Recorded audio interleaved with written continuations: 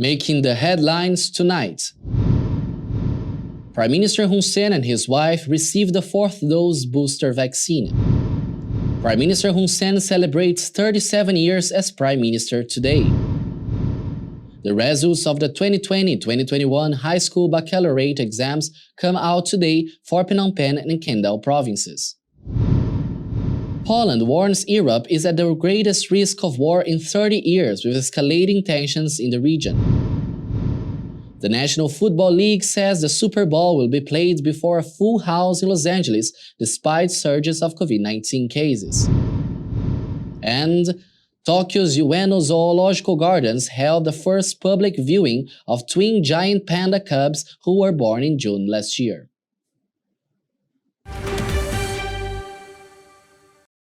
This is the Daily Roundup on the EAC News Channel. A very good evening to you. I'm Yuri Matosco. On Friday morning, Prime Minister Hun Sen posted a message on his official Facebook page saying that he and his wife had received the fourth dose of the COVID-19 vaccine. He stated that the only person who can protect him from the virus is himself, so he urges everyone to get vaccinated so they can do their part to protect themselves and their community as well. EAC News reporter Darshana Gauchan has more. In the message he posted on Facebook, the Prime Minister stated that he has a strong defense force, but they cannot prevent him from catching COVID-19, and neither can his family protect him from the virus.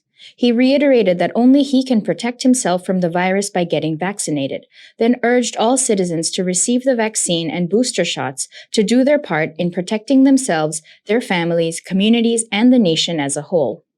During the inauguration ceremony of the new section of National Road No. 5 on Monday morning, Prime Minister Hun Sen announced that he would receive the fourth dose vaccine to bolster his immune system against COVID-19 before leaving for the United Arab Emirates on 23 January. He said that he and his wife had taken antibody tests before he departed to Myanmar and found that he still had antibodies left but would need to strengthen his immune system with the fourth dose Pfizer vaccine to ensure greater protection from the COVID-19 virus.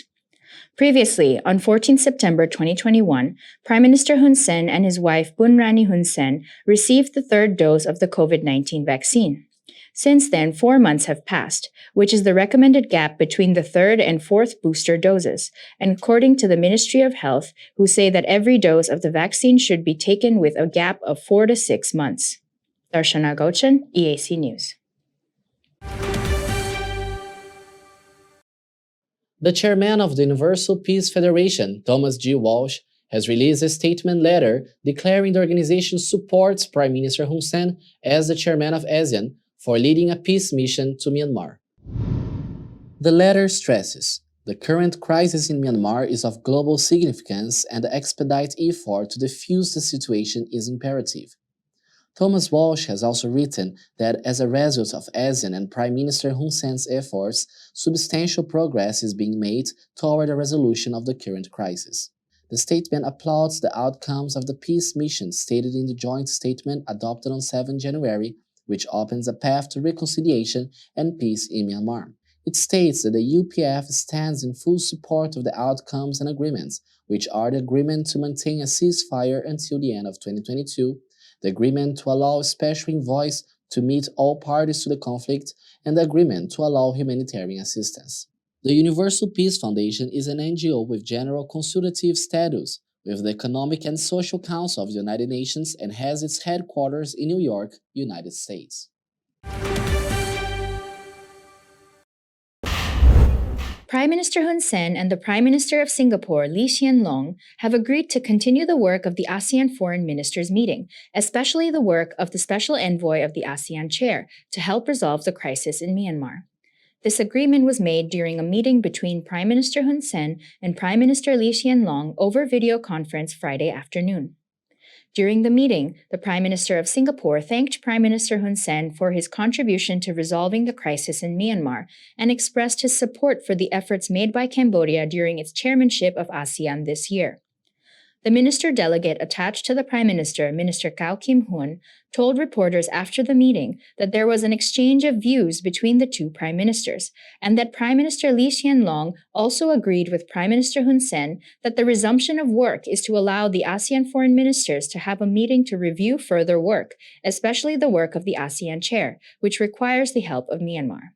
The current meeting between the prime ministers of Cambodia and Singapore took place one day after the two countries' respective foreign ministers met over telephone. The Singaporean Foreign Minister Vivian Balakrishnan expressed regret that the ASEAN Foreign Ministers meeting, previously scheduled for 18th to 19th January in Siem Reap, had been postponed. However, he expressed support for Cambodia's efforts towards resolving the crisis in Myanmar and for Cambodia's effort to communicate with all stakeholders to fully implement the 5-point consensus in a timely manner. The crisis in Myanmar stems from the military coup that took place on 1st February 2021, which saw the arrest of State Councillor Aung San Suu Kyi, President Win Myint, and other ruling party officials by the Myanmar Armed Forces, who refused to recognize the November 2020 election results and handed over the leadership of the country to the Commander-in-Chief of the National Army, General Min Aung Hlaing. The coup has angered the people of Myanmar, who have staged a series of protests as armed groups to oppose the military regime. Myanmar is now a country with two governments, about 20 ethnic armed groups, and one of the longest-running civil wars in the world. Prime Minister Hun Sen, as the 2022 ASEAN chair, visited Myanmar on 7th to 8th January to help find a solution to the national conflict and bring the country back into ASEAN. During the visit, Myanmar military leader Min Aung Hlaing promised Prime Minister Hun Sen that the Myanmar military would extend the ceasefire until the end of 2022, facilitate the ASEAN Special Envoy to meet with all stakeholders in the country, including ethnic armed groups, as well as give access to ASEAN aid for Myanmar.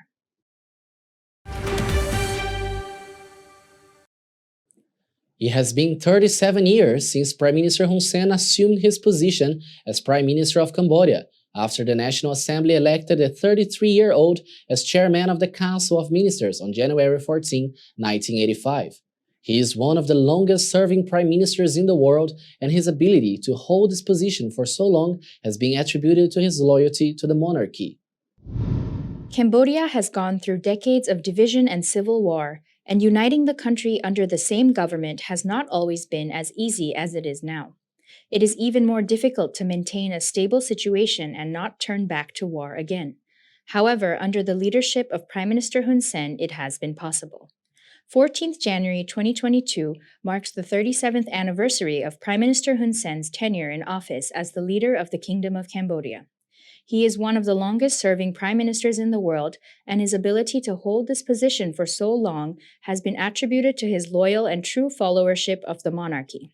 While speaking at the inauguration ceremony of the Stung Trong Krochamar Bridge on 23 November 2021, Prime Minister Hun Sen remarked that he had been able to maintain power for so long because of his high respect to the king, while former prime ministers of Cambodia, such as Prime Minister Un Tam and Prime Minister Hung Thun Hak, did not hold the same level of success because they did not hold respect for the king and the Cambodian royal family. Hai nơi đồng bọn nè, phần lít này vô rần tay bay nào ủi ta hai nơi sống đó à, này vô rần tay ân tâm, này vô rần tay hong thôn hạ nè, này vô rần tay hôn sen sống đó à, và các bạn này vô rần tay bay, phần này vô rần tay pi luôn, cái bọt mà chả. Ấn tâm và cô na com tro ao thơ cho vai khét tăng pi cặp bông cha mà hốt đo phλạ tới đó bắt tờ bong ấy tới cõi má thơ răn tây mà học tây cho non và cô na nó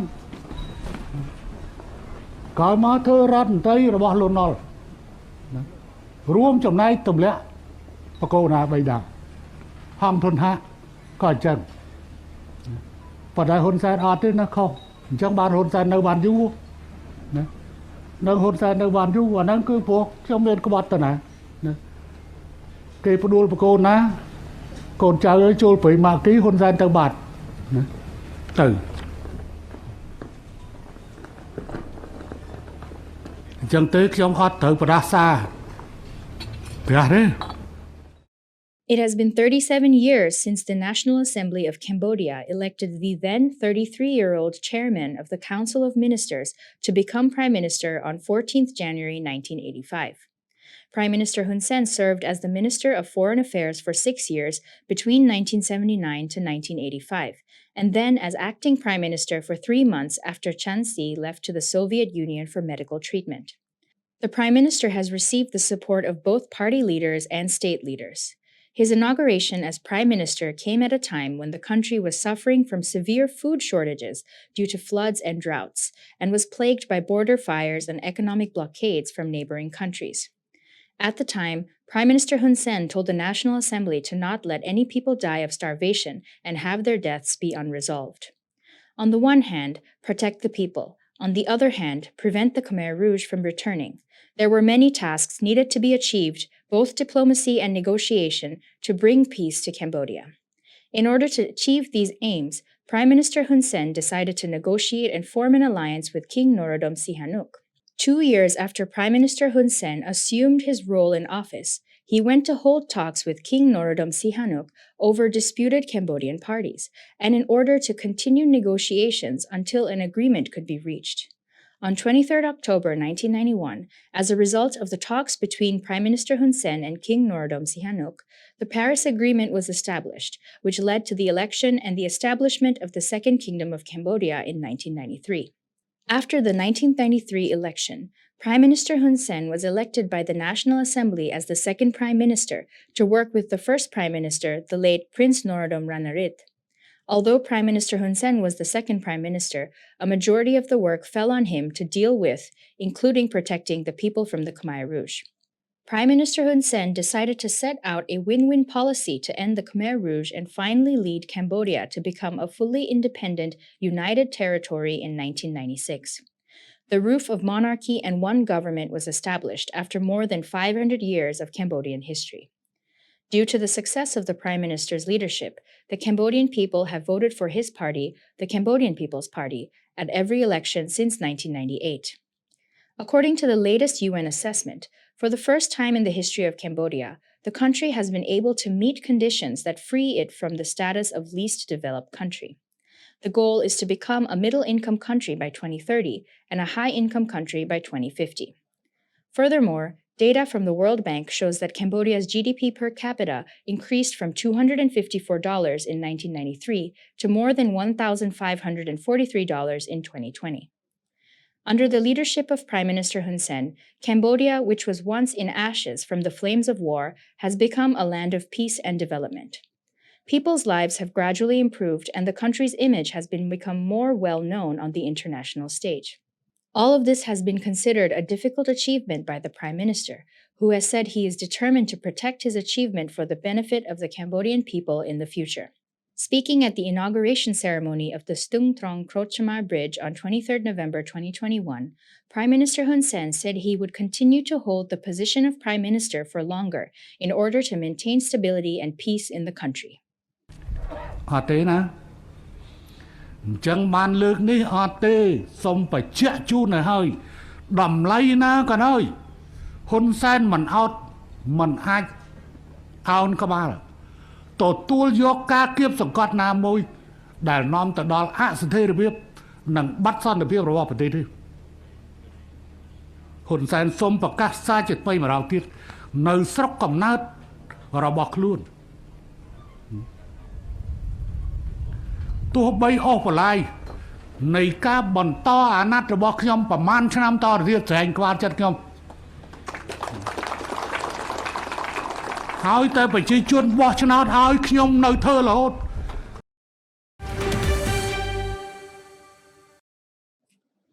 The royal government of Cambodia has postponed the meeting between Prime Minister Hun Sen and journalists, which was scheduled to take place on Friday, 14 January to next year. This is the second time this meeting has been postponed since 2021. EAC News reporter Chamrong Retiset has the story. In a letter dated Tuesday, 11 January 2022, the Office of the Councils of Ministers decided to postpone the meeting scheduled for Friday, 14 January to next year, without specifying the exact reason. However, following the last year postponement, the meeting was likely postponed due to the COVID-19 pandemics. Although no meeting with journalists is set to take place this year, Prime Minister Hun Sen still issued a congratulatory message to all national and international journalists for the occasion of the sixth meeting between the head of Royal Government of Cambodia and Cambodian journalists. In his message, he praised all journalists for their hard work in broadcasting news, and in particular the coverage of the nationwide COVID-19 vaccination campaign which helped to control the COVID-19 outbreak in the community. He wrote urging all journalists to continue working hard to maintain peace, political stability, security, and social order by increasing their partnership with the real government to continue to fight inactivities, irregularities, corruption, and injustice in Cambodia society, and to build a clean and transparent society in Cambodia by continuing to participate in the fights against false information in both national and international frameworks, and also continue to destroy opportunists who take refuge under the labels of the press. The annual meeting between the heads of the Royal Government of Cambodia and Cambodian journalists was organized to increase solidarity and strengthen the partnership between the Royal Government of Cambodia and all media institutions. This is the second year that Royal Government has decided to postpone this meeting due to COVID-19 pandemics. Jumbrong Retiset, EAC News. Singapore Foreign Minister Vivian Baladakrishnan has expressed regret that the ASEAN ministerial meeting scheduled for 18 and 19 January in Siem Reap has been postponed. However, he shows support for Cambodia's efforts to be positive on the issues in Myanmar. EAC News reporter Darshana Gauchan has more details. Cambodian Foreign Minister Prak Sokhonn said after a telephone conversation with the Singaporean Foreign Minister on Thursday afternoon that he had a frank conversation with Vivian Balakrishnan in support of Cambodia's efforts to communicate with all stakeholders to fully and timely implement the 5-point consensus. However, during the call, the Singaporean Foreign Minister expressed regret over the postponement of the ASEAN Foreign Ministers meeting, which did not go as planned. The planned meeting was postponed because it is difficult for many ASEAN foreign ministers to travel to the meeting. Foreign Ministry spokesman Khoi Kuang said the decision to postpone the meeting did not affect the work of the ASEAN ministers, nor did it affect the position and role of the ASEAN Special Envoy, Deputy Prime Minister Prak Sokhonn. Cambodian Foreign Minister Prak Sokhonn had said that his role as Special Envoy of the ASEAN Chair on Myanmar would be formally announced during the ASEAN ministerial meeting. However, so far it has not been confirmed when the ASEAN Foreign Ministers meeting will be rescheduled. The ASEAN Ministerial Retreat was established in 1967 to be responsible for ASEAN political security cooperation, as well as ASEAN's relations with external partners. The AMM meets at least 4 times a year and may convene during special meetings when necessary to discuss issues that need urgent attention from ASEAN. The AMM regularly reviews and discusses efforts to build the ASEAN community, its strategic future direction, and the conduct of ASEAN external relations. Darshana Gauchan, EAC News.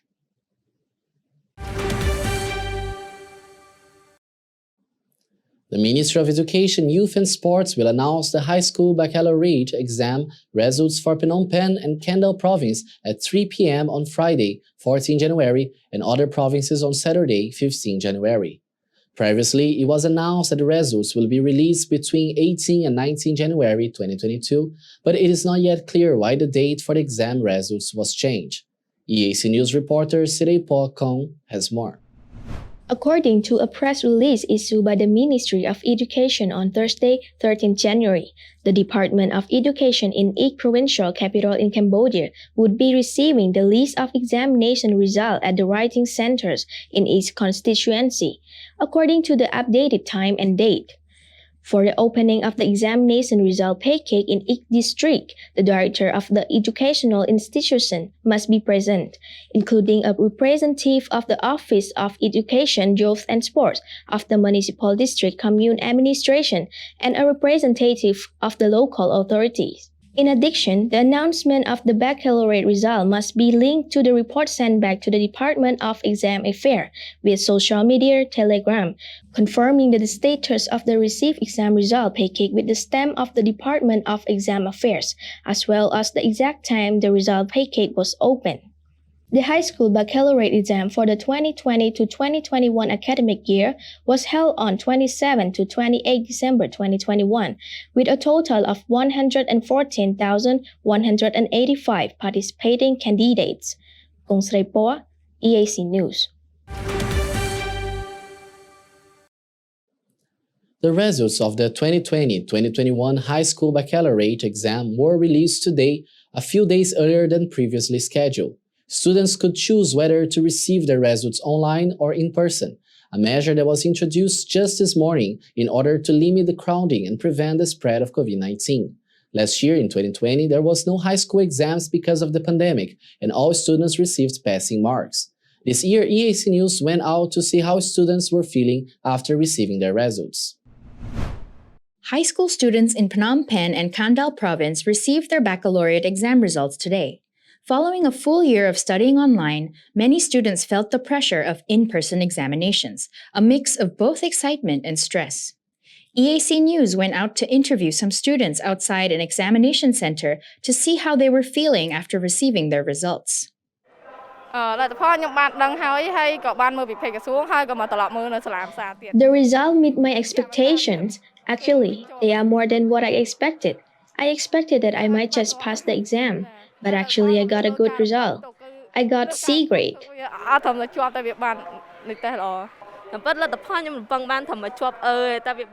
Actually, I expected that I would get an E grade, but instead I got a D. I'm so happy. At first, I was so nervous because I looked at the result of the wrong name, but then I scrolled again and I saw that I passed. Now I'm shaking with excitement.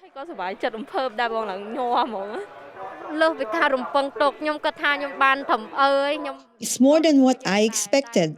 I thought I would get an E grade and I was ready to accept whatever I got. But it came out to be more than what I expected. I got a D grade. I was so excited that I ran off on my motorbike because I saw the announcement on Facebook, then rushed here to ask if they had already stamped the exam results. The high school baccalaureate exams for the 2020 to 2021 academic year was held on 27th to 28th December 2021, with a total participation of 114,185 candidates. Cambodia has reported 10 new COVID-19 infections. All of the cases were detected to be Omicron variant, 6 of which were new local transmissions and 4 imported cases. The total number of Omicron cases, including both local and imported infections, is now at 287. There have been 15 patients' recoveries, and once again, no deaths reported. Cambodia's COVID-19 case tally has now climbed to 120,728. The death toll stands at 3,015. The total number of patients treated successfully has reached 117,072. The case tally for important cases has climbed to 20,110. Currently, there are 639 active patients being treated in Cambodia. The highly infectious Omicron coronavirus variant causes less severe disease than the Delta strain, but it remains a dangerous virus, particularly for those who are unvaccinated, the head of the World Health Organization (WHO) has announced on Wednesday. The World Health Organization Director General Tedros Adhanom Ghebreyesus has said more than 90 countries were yet to meet the target of vaccinating 40% of their population, and more than 85% of people in Africa were yet to receive a single dose. Let's be clear. While Omicron causes less severe disease than Delta, it remains a dangerous virus, particularly for those who are unvaccinated. Almost 50,000 deaths a week is 50,000 deaths too many. Learning to live with this virus does not mean we can or should accept this number of deaths. We must not allow this virus a free ride or wave the white flag, especially when so many people around the world remain unvaccinated. Some of the supply constraints we faced last year are now starting to ease, but we still have a long way to go to reach our target of vaccinating 70% of the population of every country by the middle of this year. 90 countries have still not reached the 40% target, and 36 of those countries have vaccinated less than 10% of their populations. WHO and our partners are actively supporting these countries to overcome the bottlenecks they face in leadership and coordination, lack of supply visibility, short shelf life of donated vaccines, limited cold chain capacity, vaccine confidence, health worker shortages, and competing priorities. WHO hosted a global webinar attended by clinicians from around the world on the clinical management of COVID-19 during pregnancy, childbirth, and the early postnatal period.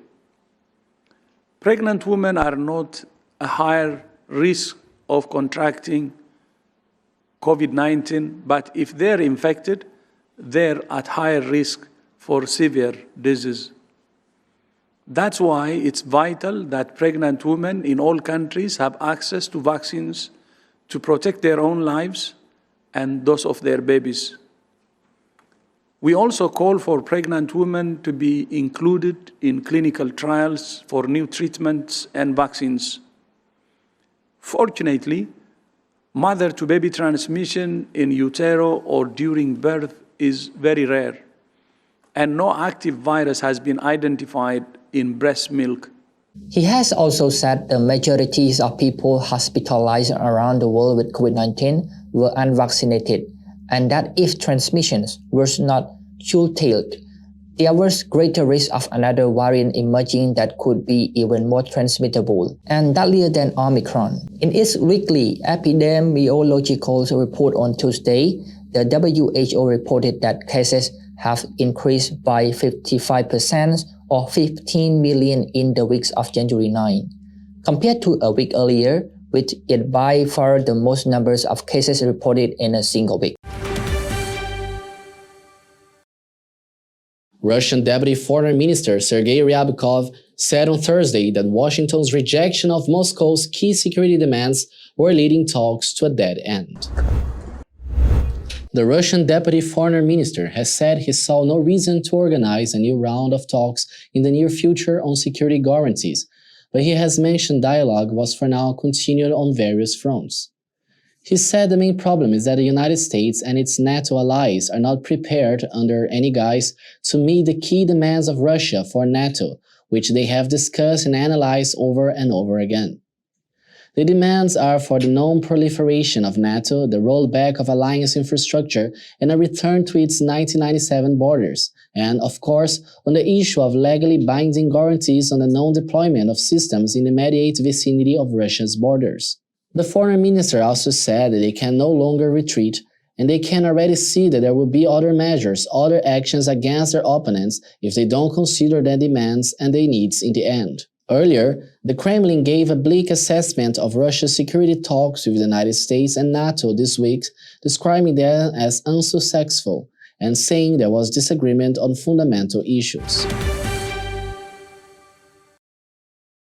Polish Foreign Minister Zbigniew Rau has warned Europe is closer to war than it has been at any time in the last 30 years, on Thursday at the launch of his country's year-long chairmanship of the region's largest security organization. Without naming Russia in his address to envoys from the 57 members of the Organization for Security and Cooperation in Europe, Polish Foreign Minister Zbigniew Rau has mentioned there were tensions in Ukraine, Georgia, Armenia, and Moldova, all countries with active or frozen conflicts, which Russia is alleged to be a party. In this vein, we should focus on a peaceful resolution of the conflict in and around Ukraine, in compliance with the Minsk agreements and in full respect of the sovereignty, territorial integrity and unity of Ukraine within its international recognized borders. The Polish foreign minister said the latest developments in Kazakhstan gave the Organization for Security and Cooperation in Europe serious reasons for concerns. He further said that the risk of war in the OSCE area is now greater than ever before in the last 30 years. For several weeks, OSCE have been faced with the prospect of a major military escalation in Eastern Europe.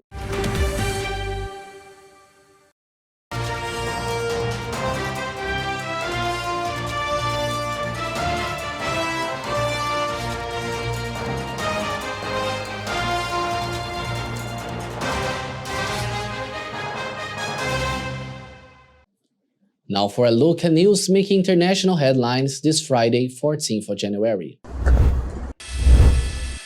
Firefighters worked to put out a massive fire that quickly spread across a commercial building in Adelanto, California on Wednesday afternoon, which resulted in 2 people being arrested after authorities discovered an illegal marijuana operation. The fire spread to a commercial courtyard, with fire crews battling flames and trying to repair downed power lines. The San Bernardino County Fire Department was the lead agency battling the fire with the help from the Apple Valley Fire Protection District and the Victorville Fire Department. A knockdown was reported around 8:27 p.m. A wildfire in South Africa's Claremont, a coastal town in the Overberg region of the Western Cape province, continues to wreak havoc, destroying property and causing widespread damage to vegetation and plantations. The Claremont fire is raging just outside Cape Town, stretching local firefighting resources to their limits. The last estimate that we had was this morning. We're looking at about 3,700 hectares then of fynbos and pine and slash. So far, to my knowledge, 1 structure has been lost and nothing else. So we hope we are able to save all the structures. I left my city, that settlement. It's a wildfire. Yeah, we saw it in 2 days back, this fire. But they try to manage it, but not yet. Yeah, they try to control the fire, but the fire is damaging the city now. The winds are not helping, local residents say, and a wind shift will make the extinguishing efforts a lot more difficult. The western side of the area was under threat. A Huey helicopter is releasing down water on the fence line. Landowners have joined the efforts to contain the blaze, which has already damaged some of their properties, as well as the forest. The fire has also threatened local Gulf states and wine farms and jumped the road at many locations as it spreads to other areas. Huge plumes of smoke severely affected visibility, leading to road closures to keep motorists safe. The fire is being fanned by the southeasterly winds that usually arrive in the summertime and make the blaze very difficult to contain. For now, firefighters will continue with their efforts to contain the blaze and are hoping that respected rainfall will assist them. An aerial footage from Isabela Island in the Galapagos, Ecuador, shows the lengthy expansion of lava flowing from Wolf Volcano a week after its eruption on January 6. After 7 years of relative inactivity, the volcano erupted at midnight last Thursday, causing smoke and ash clouds to rise up to 12,000 feet.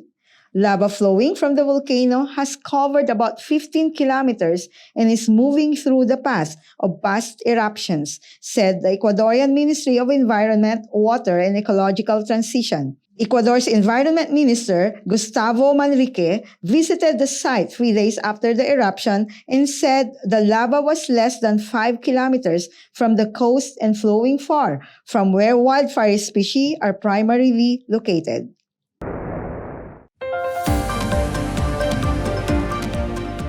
After the break, a look at the latest sports news.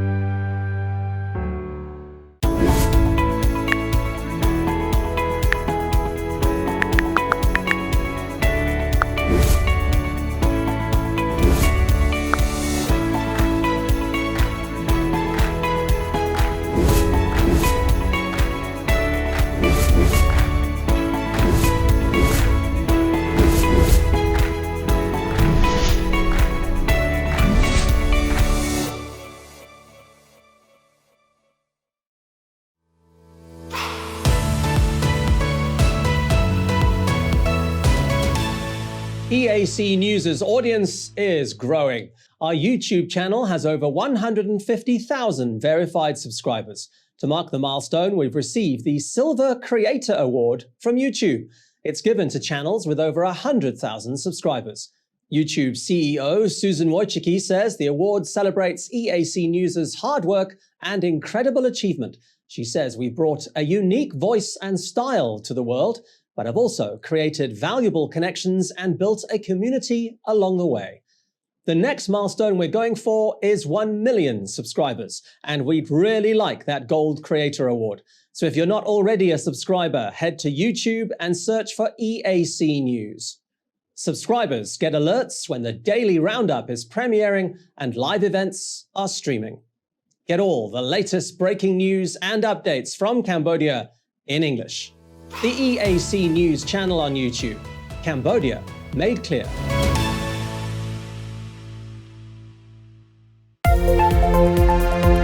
If it's happening and you need to know about it, you'll get it all right here. EAC News brings you updates and breaking news in English across all of our platforms and channels. The EAC News app, YouTube, Facebook, Telegram, Twitter, and our website www.eacnews.asia. Join me, Andrew Barnes-Roberts, and the rest of the EAC News team every day on your favorite channels. EAC News, Cambodia made clear.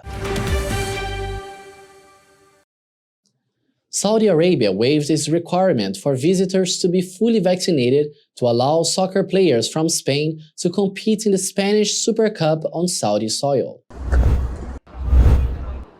Full vaccination is mandatory to enter the kingdom, according to guidelines on the government website. Yet, 3 sources close to the matter said exemptions were made after the Spanish Football Association negotiated with local authorities to allow all players and staff from Real Madrid, Barcelona, Athletic Bilbao, and Atletico Madrid to make the trip and play in the tournament, which runs from January 10 to 16.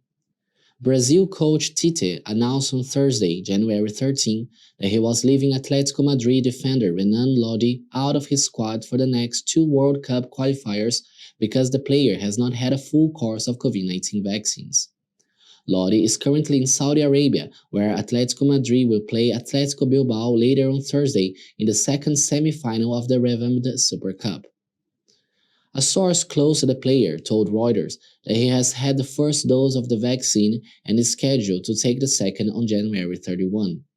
The source said Lodi had not been vaccinated previously because he had contracted COVID-19. In Madrid, where Lodi is based, the waiting period to be vaccinated against the virus after contracting COVID-19 was 6 months up until August 2021. It has been 1 month since then. Lodi tested positive for COVID-19 in April 2020. Saudi authorities have not responded to a request for comment. The Spanish FA declined to comment on the Lodi situation, or say if any other player or staff member who was not fully vaccinated had entered Saudi Arabia. The Spanish Super Cup was moved to the country after the RFEF agreed a contract with the Saudis until 2029 that will earn the governing body €30 million, $34 million a year. The vaccination status of athletes has been thrust into the spotlight in the lead-up to the Tennis Australian Open. Uncertainty hangs over world number 1 Novak Djokovic's participation in the tournament, with the Australian government yet to decide whether to cancel his visa for a second time over concerns about his medical exemption from Australia's vaccine mandate. The 34-year-old, a vaccine skeptic, fueled widespread anger in Australia when he announced he was heading to Melbourne with a medical exemption from requirements for visitors to be inoculated against COVID-19. German athletes participating in the Beijing Winter Olympics received their official Games uniforms on Thursday, which is about to start by next month.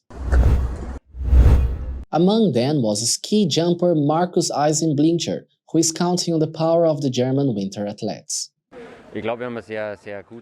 I think we have a very good team and a strong team. Of course, anything can always happen.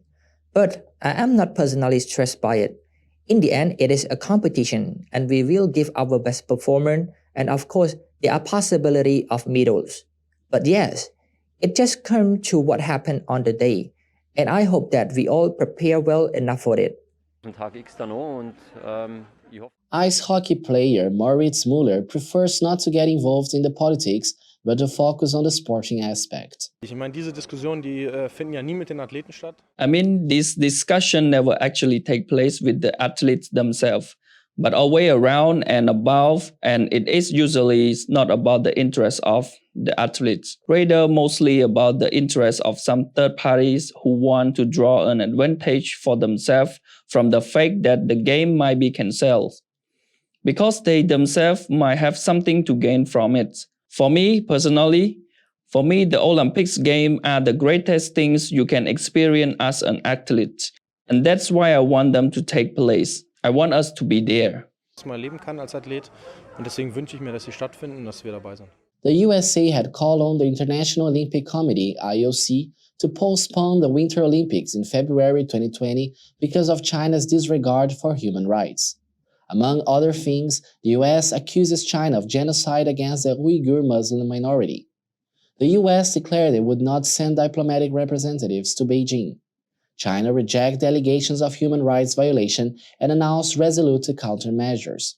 Australia, Great Britain, and Canada joined the US boycott. Japan will also now send a government delegation to the Olympic Games in Beijing. Germany's Foreign Minister Annalena Baerbock and Interior Minister Nancy Faeser announced that they would stay away from the Winter Games. However, they did not justify their decision with a diplomatic boycott. The rapid spread of the highly contagious corona variant Omicron is putting China's plan for hosting the Winter Olympics to be a severe test. More than 2,000 athletes will travel to China for the Games, which begins on 4 February, and a large proportion of the 25,000 people accompanying them will also come from abroad. With a month to go before Super Bowl LVI kicks off in Los Angeles, NFL officials said on Thursday the games will be played before a full house at SoFi Stadium despite a surge in COVID-19 cases. Fans who attended the game at the new 70,240-seat venue in Inglewood on February 13 will be required to show proof of vaccination or a negative test and wear masks when not eating or drinking, but no capacity limit will be set. We hosted Super Bowl last year in Tampa, obviously to limited capacity, so to do it now after an amazing season, it's been such an exciting season, the games have been amazing, so to cap off with a full capacity Super Bowl here at this unbelievable stadium, I mean, we couldn't be more excited. Keenan shot down rumors that the game might be moved elsewhere in light of the spread of the highly contagious Omicron variant. It's just going to be a white glove experience, you know, from start to finish, right? I mean, we focus on what the fan experience is, making sure people can get in and out quickly and safely, of course, you know, a lot of security procedures that are in place, but we will be under the LA County, you know, regulations as it relates to COVID, so people need to show their vaccination cards or have a proof of a negative test when they arrive here at the game. Really important, people, you know, that we are under a mask mandate, so we'll ask fans to be wearing masks in the stadium, you know, while not actively eating or drinking, but, you know, at the end of the day, it's a party, and it will be an amazing day in an amazing facility. The game will follow LA County COVID-19 regulations so fans in attendance can focus on enjoying themselves. Los Angeles Rams COO Kevin Demoff said that while the Super Bowl will not mark the end of the pandemic, will be part of the city's journey out of it.